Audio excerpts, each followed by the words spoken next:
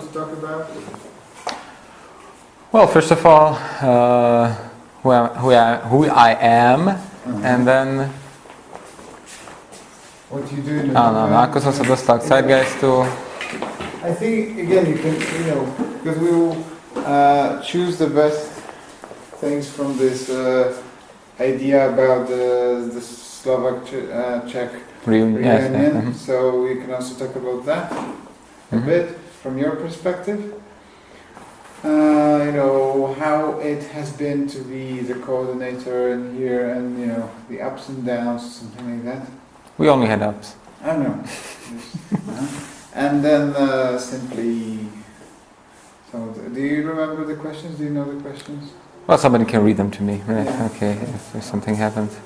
And should I talk when I talk about the transition period? Should I mention this organization of a new type? Yeah. Can I mention it? Mention everything you find most interesting. Okay. It's not. I don't direct it in this way. I will just cut it off out from the film, but you can talk about it, right? Well, if it's not in the movie, I'm not going to talk about it. No, you can't, and you should talk about it, I think.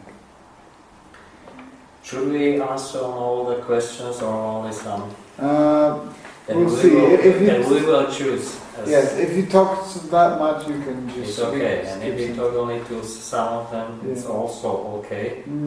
No, nie všetkým, ale ako si vybereš 3, 2, 3 podľa toho, ako ti to vyhovuje. And for how long is the input? 5 minutes, 10 minutes? We had 20, 30 probably. Minutes on one person? Yeah. So it's individual. Exactly. A z toho sa vystria pár minútiek, to nie je veľa. Okay. Po slovensky, že?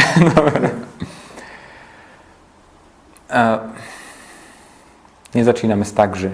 To by nebolo dobre. Nevadí, to sa vystrie. Jasné. Volám sa Andrej, pochádzam zo Slovenska, som momentálne národným koordinátorom hnutia Zeitgeist na Slovensku a zároveň aj európskym koordinátorom hnutia Zeitgeist. Mám 24 rokov a momentálne študujem na univerzitách právo a politológiu. K hnutiu Zeitgeist som sa dostal v podstate úplne na začiatku už ako náhle bol zverejnený film Zeitgeist Addendum, po ktorom bolo v podstate hnutie založené. Ozval som sa Petrovi Josephovi, režisérovi filmu, a ponúkol som mu moju spoluprácu, ponúkol som mu moju pomoc v tom zmysle, že by som mu rád pomohol preložiť nejaké materiály do slovenského jazyka a v prípade potreby rozbehnúť na Slovensku nejaké aktivity, ktoré by nejako súviseli s hnutím Zeitgeist. Znamená to, že v podstate sme boli jedným z prvých chapterov, ktorý na svete aj vznikol, a hneď v prvom roku po vzniknutí v marci 2009 sme usporiadali tu v Bratislave už aj prvý Z-Day, na ktorom sa zúčastnilo pomerne veľa ľudí a boli sme skutočne radi, že sa nám to tak rýchlo podarilo dať dokopy a zorganizovať. Na Z-Day som spoznal niekoľkých veľmi zaujímavých ľudí zo Slovenska, ktorí sa pridali k hnutiu Zeitgeist a pomohli mne osobne aj ostatným ľuďom, ktorí sme vtedy boli v hnutí, postaviť na nohy to, čo tu máme teraz. Momentálna štruktúra hnutia na Slovensku bola vypracovaná počas minulých rokov v podstate.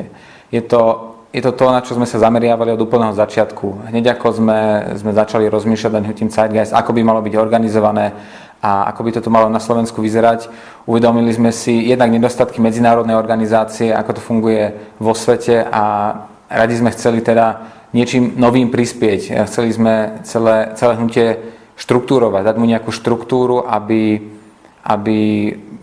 sa jednak sme mu chceli dať rozhodovacie procesy, ktoré by zohľadňovali samozrejme odborné prístupy, vedecké prístupy, zvýrazňovali by tie prístupy, na ktorých bolo hnutie založené a ktoré mňa aj osobne fascinovali na tom hnutí.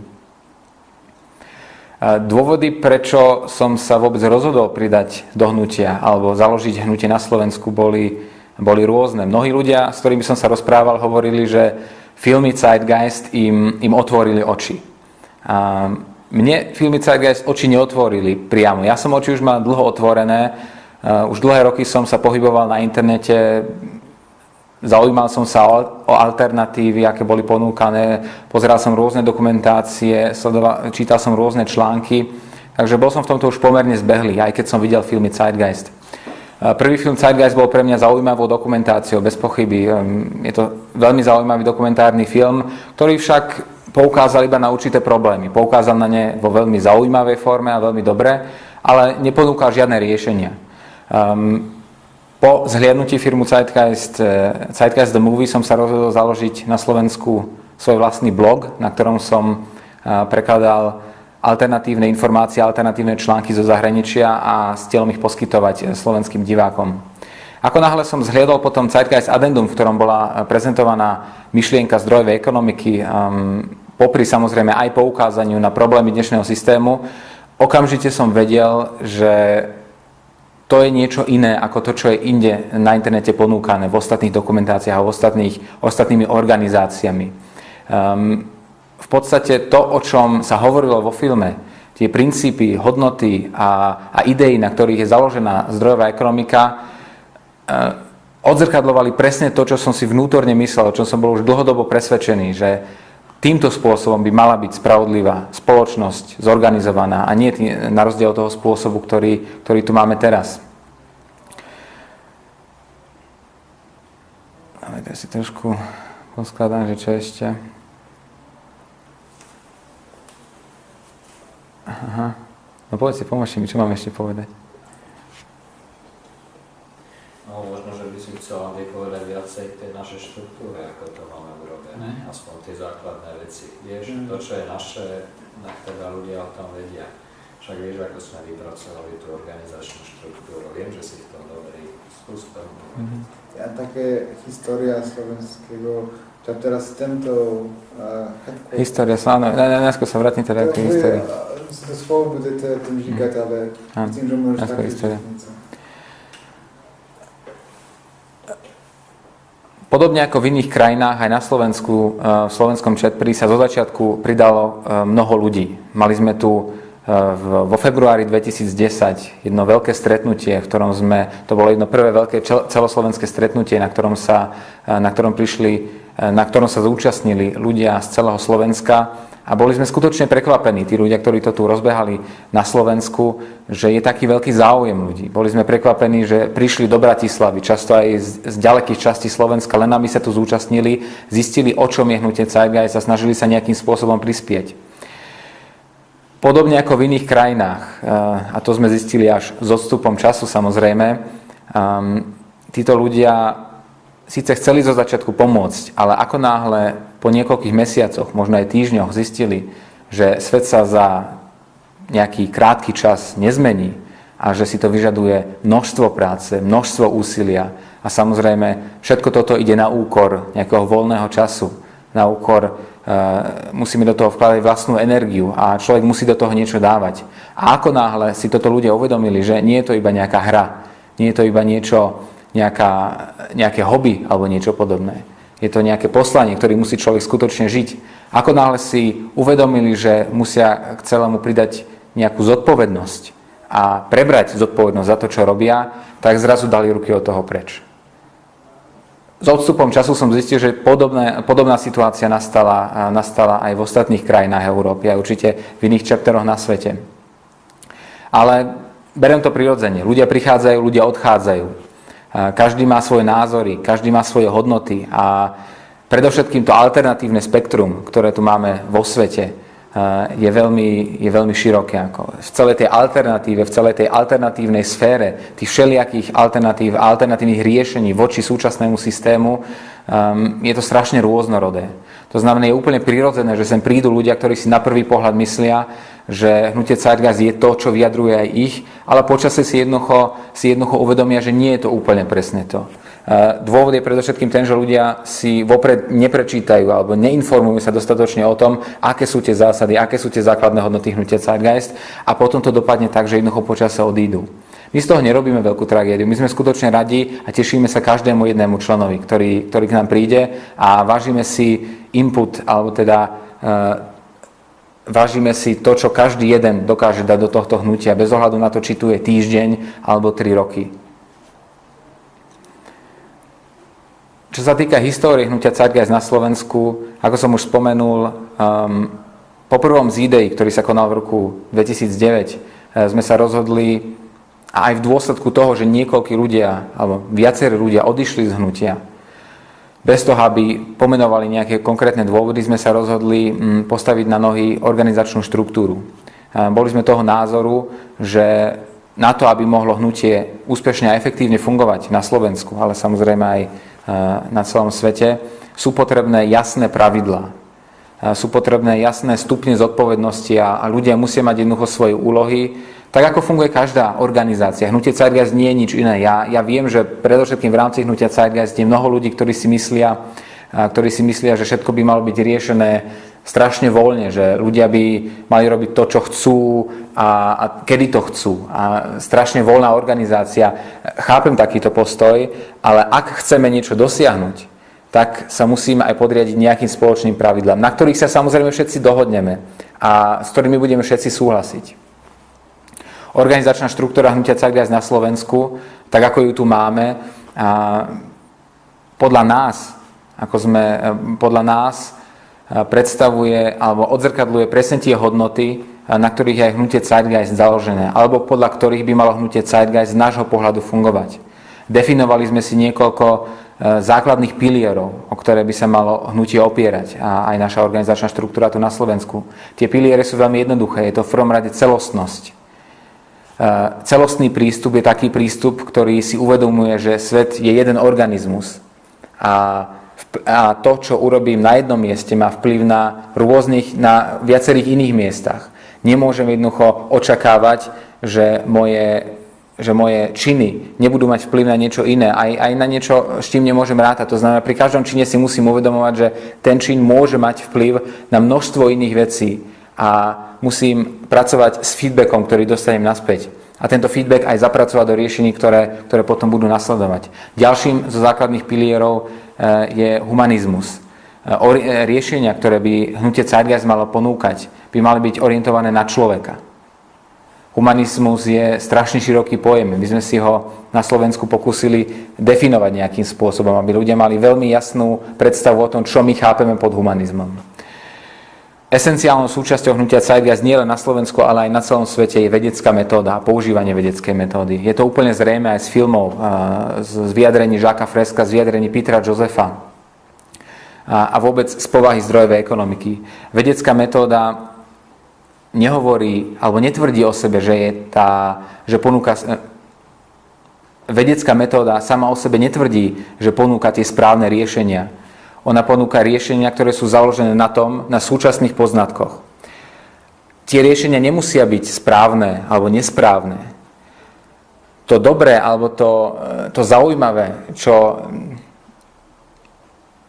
je na vedeckej metóde podľa mňa najzaujímavejšie a zároveň čo ju aj do najväčšej miery odlišuje od iných metód poznania, je to, že vedecká metóda sama o sebe netvrdí, že je neomylná.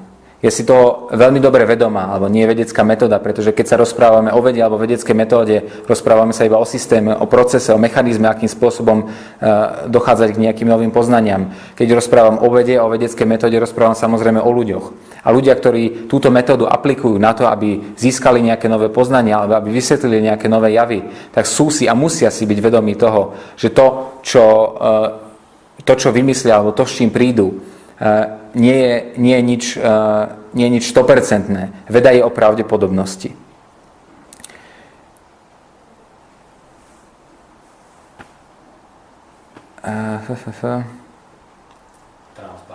Transparentnosť. Áno, nechcem ako každý jeden tam spomínať zase. Poviem ešte o tej vedeckej metóde chcem niečo povedať, len moment, teraz mi to vypadlo.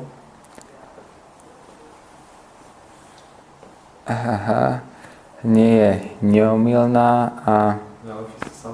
No, presne, to som chcel povedať, áno. Na rozdiel od iných metód poznania, vedecká metóda dokáže sama seba čo najrýchlejšie korigovať a opraviť.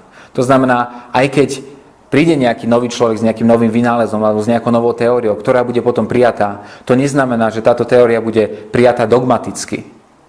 Je to súčasný stav veci, ale to neznamená, že niekto v budúcnosti nemôže prísť, spochybniť to, čo existuje a dokázať svoju pravdu, prísť s novými poznatkami, s novými faktami a jednoducho danú vec vysvetliť lepšie, ako to dokázal ten človek, ktorý vysvetlil predtým. A to je podľa mňa jedno z tých najdôležitejších aspektov, ktorý odlišuje vedeckú metódu od iných metód poznania. You can say also about this, the perception of being wrong. How that right now it's just a failure, and in this method it's something positive.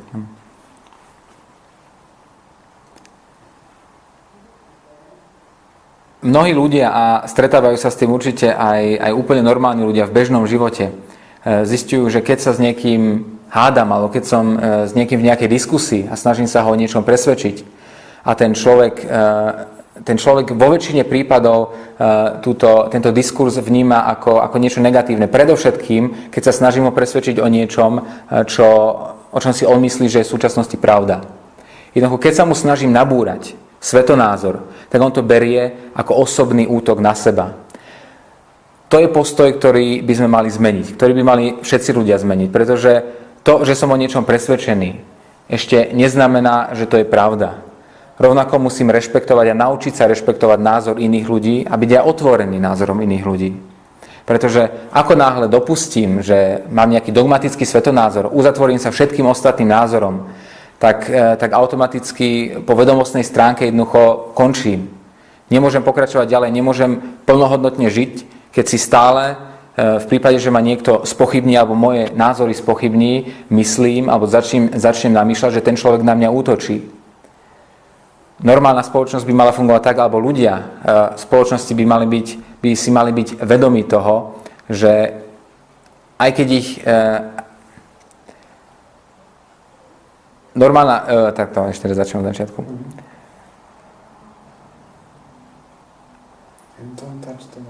Aha, áno. Ľudia v spoločnosti.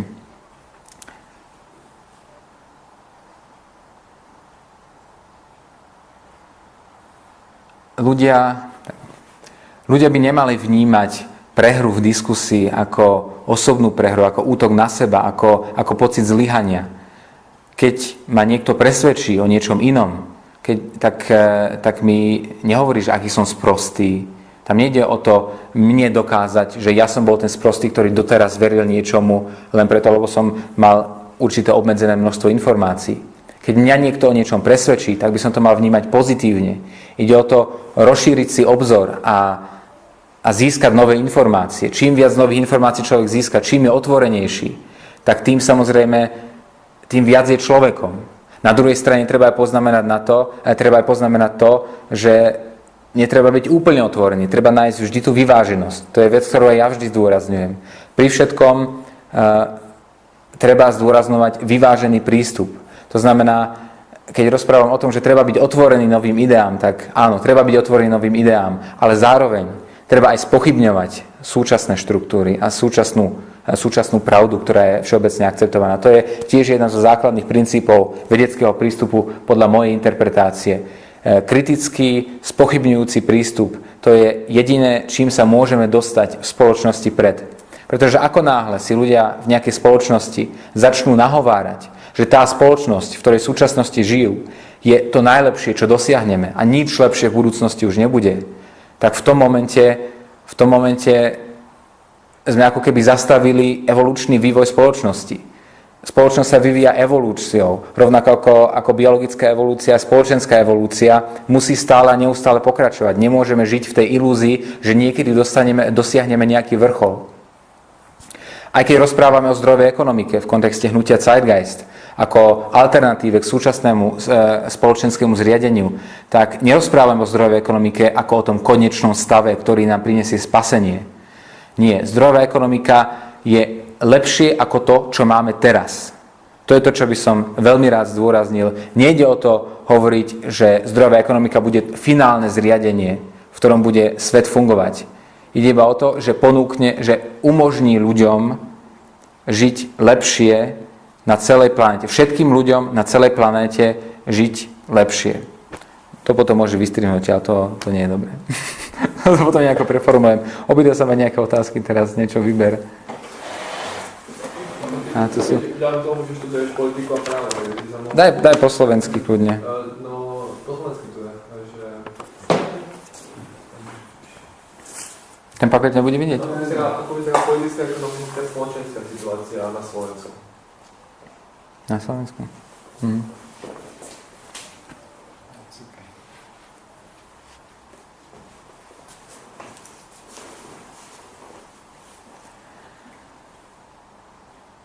Súčasná politická, ekonomická a spoločenská situácia na Slovensku sa nelíši do veľkej miery od situácie v iných krajinách Európy alebo v iných krajinách západného sveta. Na Slovensku máme rovnaké problémy, aké majú aj v iných krajinách. Mnoho ľudí radi obvinujú politikov z toho, že nespravujú spoločnosť dobre, alebo ľudí z toho, že nie sú dostatočne pracovití, aby v ekonomike jednoducho dokázali postupovať dopredu, alebo teda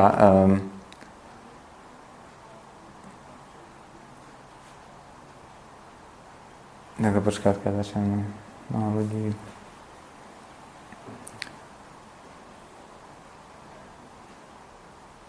Ešte raz mi prečítaj tú otázku, prosím ťa.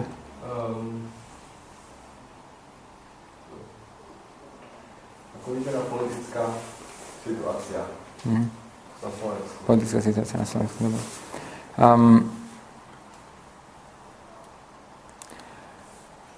Zastávam názor, že základom každej spoločnosti sú 3 piliere. Je to politika, ekonomika a kultúra. Tieto 3 piliere nájdeme v každom spoločenskom zriadení. Samozrejme, v každom spoločenskom zriadení majú inú podobu. V súčasnom politickom zriadení to vyzerá tak, že aj v iných by som si dovolil tvrdiť, ekonomika má akési základné postavenie. Od ekonomického systému v každej krajine sa odvíja politický systém a aj kultúrny systém.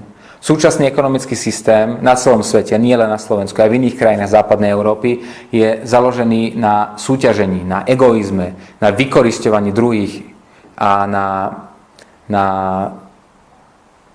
súčasný systém v Európe a aj na Slovensku samozrejme je založený na egoizme, na vykorisťovaní druhých osôb a na chamtivosti. Tieto zásady ekonomického systému, alebo tieto princípy, na ktorých funguje ekonomický systém, sa samozrejme do určitej miery prelievajú do toho politického, do toho spoločenského systému. Keď máme jednoducho systém, ktorý podnecuje chamtivosť, egoizmus a súťaživosť na úkor kooperácie, tvorivosti a symbiózy, ako môžeme očakávať, že ľudia, ktorí v tom systéme fungujú a žijú, budú iní, alebo akým spôsobom oni potom dokážu zmeniť ten svet. Je to ako to povieš, taký kolobeh. Ako to povieš, ten kolobeh, taký je to... Vicious circle. Začarovaný kruh? Áno, presne, začarovaný kruh. Je to v podstate začarovaný kruh. To ešte nadvieža na niečo iné. Áno, počkaj.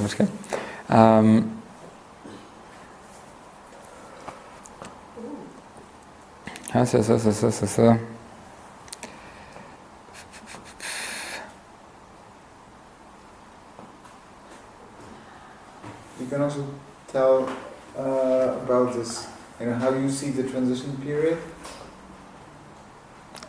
Prechodné obdobie, to si nechám nakoniec ako...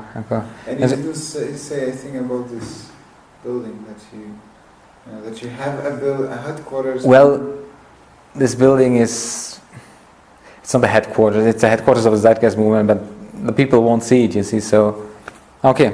Yeah, just tell that that you have it, and because I think about maybe letting people talk like you talk right now another time, and in the meantime show some things from what's been happening here. We had this meeting. Okay. Ja viem, ale to... To sa ako zostriha vždy potom. Ty nejší, ty víc, do schova bude iná. Čo tu robíte, jo? On opowie o historii, a ty co tu się dzieje, jak to funguje. Na Slovensku nastala jedinečná zhoda okolností, ktorá nám umožnila fungovať tak, ako v súčasnosti fungujeme a vôbec mať aj tieto priestory, v ktorých sa momentálne nachádzame. Keď som hovoril o tom, že hnutí Zeitgeist, a to nemôžem, potom to nedostrieš. Na Slovensku nastala jedinečná zhoda okolností v otázke. Na Slovensku nastala jedinečná zhoda okolností. Dalo sa tu dokopy niekoľko ľudí z toho istého mesta, ktorí bývali blízko pri sebe a ktorým toto umožnilo jednoducho stretávať sa pravidelne a lepšie zorganizovať hnutie na Slovensku. Boha, ja som ako analfabet dneska, to je neuveriteľné. To je niečo hrozné. Okay. Nejde o to, že by som bol nejaký vystresovaný, ale jednoducho to, že neviem nič povedať. Rozmýšľam stále nad tým, nad Wikimetodou. Don't think, react. To stalo viac ako... Feel the force. Áno, feel the force.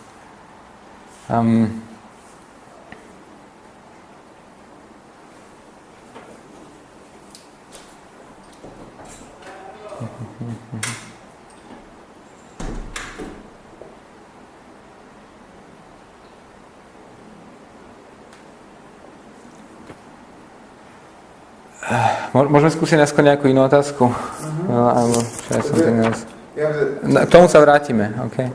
Transition period or the two last questions are, the ones I want everybody to talk about. And if it's the message for the world, then you will speak to the camera.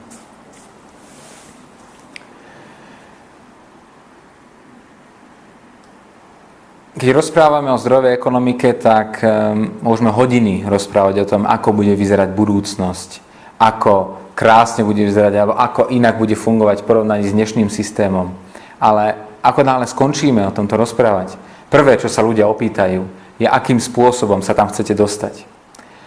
My na Slovensku si myslíme, že momentálne hnutie Zeitgeist medzinárodne nemá presný plán, alebo dostačujúci plán na to, ktorý by... My na Slovensku si myslíme, že hnutie Zeitgeist na svete momentálne nemá konkrétny plán pre prechodné obdobie. To znamená, akým spôsobom by sme sa dostali z bodu A do bodu B, zo súčasného monetárneho systému do systému zdrojovej ekonomiky. Preto bola práve táto otázka niečo, na čo sme sa snažili na Slovensku od úplného začiatku sústrediť. Chceli sme ponúknuť aj medzinárodnému hnutiu určitý systém alebo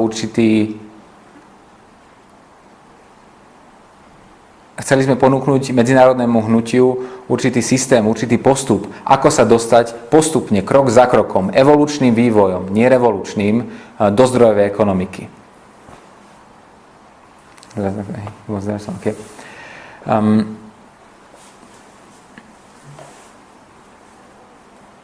Some examples of steps, maybe.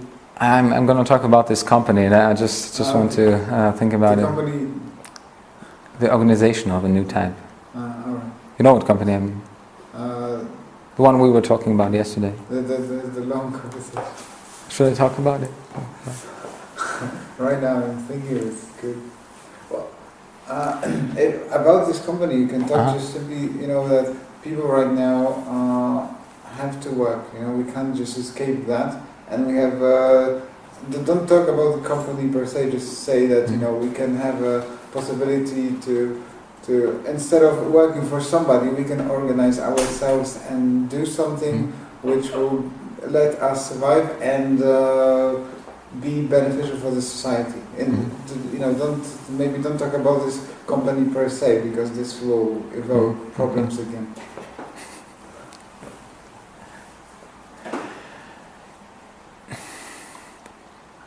Jedným zo základných problémov, s ktorými sme sa stretli v hnutí Zeitgeist na Slovensku, bolo to, že mnoho ľudí chce pomáhať, mnoho ľudí sa chce zapojiť do aktivít hnutia, do projektov, ale nemajú jednoducho časové možnosti.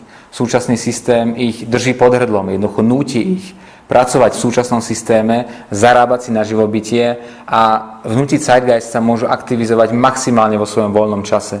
A samozrejme, každý človek má potrebu organizácie voľný čas nejakým spôsobom. Nemôžeme od každého očakávať, že bude 90% svojho času investovať do hnutia Zeitgeist. Samozrejme, bolo by to fantastické, keby sa našlo čím viac ľudí, ktorí to berú ako srdcovku, ktorí sú skutočne o tom presvedčení a ktorí sú ochotní investovať prevažnú väčšinu svojho voľného času do hnutia Zeitgeist. Ale momentálne situácia tak nevyzerá. Mnohí sú odkázaní na súčasný systém a nie sú ochotní, alebo dokonca boli by ochotní, ale nemôžu na úkor svojej práce alebo svojej existencie v súčasnom systéme sa aktivizovať hnutí Zeitgeist. Keď sa má človek rozhodnúť medzi tým, či si pôjde zarobiť do roboty na živobytie, na hypotéku, na základné životné potreby, alebo že sa príde sem k nám rozprávať o nejakých projektoch a skúsiť zmeniť svet, tak samozrejme vždy sa musí rozhodnúť tým smerom, že sa postará najskôr o svoje základné živobytie. To znamená, na Slovensku, keď rozprávame o prechodnom období, tak sme na Slovensku rozmýšľali týmto smerom. Momentálne sme v procese navrhovania, alebo momentálne sa nachádzame v procese rozpracovávania myšlienky, alebo konceptu, ktorý by umožňoval členom a sympatizantom hnutia Zeitgeist aktivizovať sa v hnutí a investovať všetok svoj čas a svoju tvorivú energiu do projektov, ktoré by krok za krokom pripravili pôdu pre zdrojovú ekonomiku. Pracovný názor, ktorý tento koncept momentálne nesie, je organizácia nového typu. Táto organizácia by mala poskytovať pre členov hnutia Zeitgeist možnosť zamestnať sa, aktivizovať sa celý čas v tom, čo vedia najlepšie. Jednoducho robiť to, čo vedia, pretože keď človek robí to, čo vie, tak to robí dobre, robí to rád, robí to kvalitne. A to je to, na čo musíme my stavať. Hnutie Zeitgeist dokáže urobiť len toľko. To, čo dokáže robiť hnutie Zeitgeist, sa odvíja od toho, čo vedia jeho členovia. To znamená od jednotlivých schopností, zručností a znalostí jeho členov. Toto by malo vedieť hnutie využiť do čo najväčšej miery a snažiť sa tým pripraviť pôdu pre zdrojovú ekonomiku.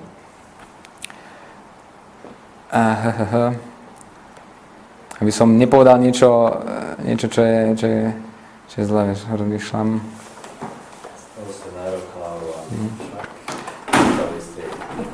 No len, aby vedel, čo má vystrihnúť, vieš, nie, že tam poviem, že... Preto som povedal, že koncept, ktorý momentálne rozpracovávame... 3 minúty. 3 minúty, dobre.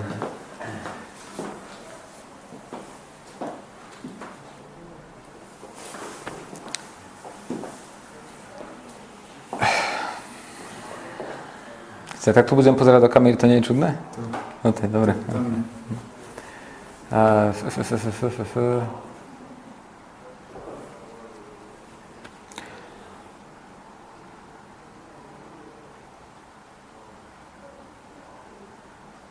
Poviem teraz k tomu poslednému niečo.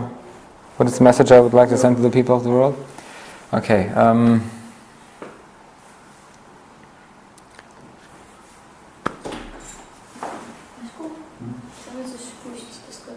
za chwilkę, dobra?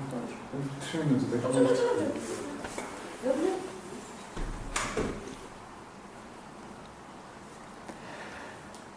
Ľuďom na svete by som rád odkázal niekoľko vecí. V prvom rade by som im chcel odkázať, že... Ľuďom na svete by som chcel odkázať niekoľko vecí. V prvom rade ide podľa mňa o zodpovednosť. Ľudia by si mali uvedomovať svoju vlastnú zodpovednosť a nespoliehať sa na to, že problémy sveta alebo ich problémy vyrieši niekto iný. Či to už je nejaká nadprirodzená bytosť, nejaký guru alebo nejaká organizácia, ktorá ponúka spasenie. Je to vždy o ľuďoch ako takých a každý musí pociťovať túto vlastnú zodpovednosť a robiť čo najviac preto, aby tú zmenu, ktorú chce, aj dosiahol.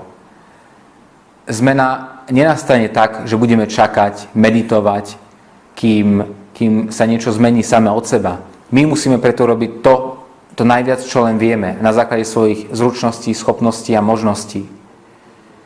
Ďalej ide podľa mňa o pokoru. Človek by sa nemal chápať ako to najlepšie, čo tu máme, alebo...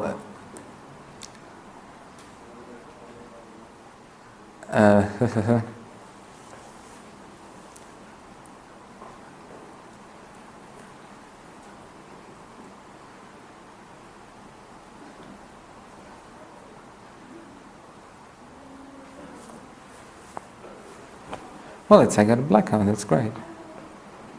Všetko? Nie to všetko, nie. Ja by som navrhol, aby si mňa odtiaľ vystrihol a dal tam niekoho iného, lebo ja momentálne skutočne nie som schopný povedať nejakú vetu. Okay? Skúsim porozmýšľať nad tým, ale možno by si mal teraz niekoho iného zobrať, dobre? Lebo musím si nejak usporiadať myšlienky, skutočne som sa na to nepripravil dostatočne. Nemal som aj čas na to.